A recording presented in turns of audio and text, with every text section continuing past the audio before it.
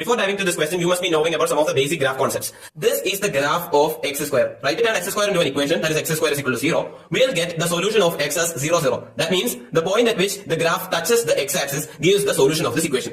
So if there is an equation like ax square plus bx plus c, which is a quadratic equation, and if a is greater than 0, the graph would look something like this. And if a is lesser than 0, the graph would look something like this.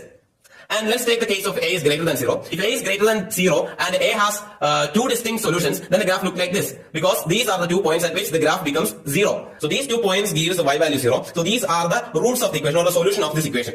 There could be cases at which the graph touches only one point in the x-axis. That means the solution of these equations are not distinct. If this is 2, then we can get that there are 2 solutions for this equation, because quadratic equation always have 2 solutions, and they are 2 and 2. That's actually the same number. So now the other thing is that the apex of this graph, whatever the graph we are taking, the apex of this graph is given by its x-axis is minus b by 2a, and then its y-axis is minus d by 4a.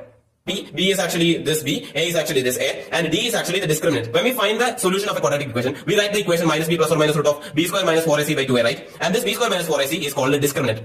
And this is the term which defines whether the solution of these equations are real or imaginary. In these graphs, we are showing real values. That means for real roots, this B square minus 4AC should be greater than 0, greater than or equal to 0. If this is lesser than 0, it would be forming a complex number. And that would be complex roots. For these graphs, we are seeing real values. So these gives real roots. So this shouldn't be lesser than 0. Our question says that there is an equation x square minus mx plus 4 is equal to 0. And the solution of this equation are 2 distinct solutions. It is not a single solution repeated 2 times like 2, 2 or 1, 1, just like what we have previously saw. It is not like that. It has 2 distinct solutions, and that lies in the interval, my closed interval 1 to 5. So let me draw the graph of this. The graph hits its 0 value at 2 points, 2 distinct points, and that 2 points are in between 1 and 5. It is not in between here or here. It is not here or here. It is exactly in between 1 and 5. So we know that the apex is what? Oh, the question asks us to find what are the values of m, or m lies in which interval in order for this condition to happen. So for getting this graph, we can take it as many conditions, because there could be graphs like if this is 1 and if this is 5, it could be there could be graphs like this, and this is not allowed because one of the solution lies outside the range 1 and 5, and there could be conditions like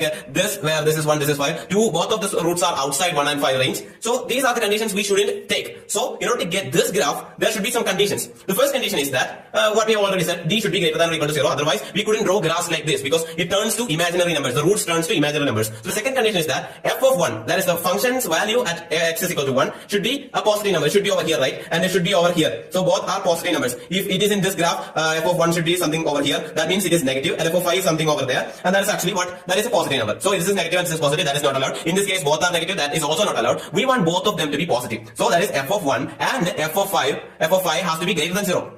Has to be greater than 0 or equal to 0. No problem in being equal to 0. That means the graph cuts it as 1 and 5. There is no problem in that.